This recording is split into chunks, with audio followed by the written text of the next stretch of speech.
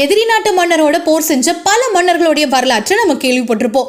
ஆனா கடல் கூட போர் புரிஞ்ச ஒரு முட்டாள்தனமான மன்னர் பத்தி உங்களுக்கு தெரியுமா?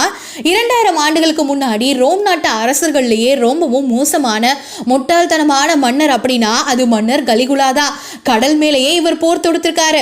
அதற்கான காரணம் ஒரு நாட்டுக்கும் இவருக்கும் ஒரு போர் நடந்தப்போ இந்த போர்ல ஜெயிக்கணும் அப்படின்னு கடலுடைய கடவுளான பொசிடன் கிட்ட வேண்டியிருக்காரு.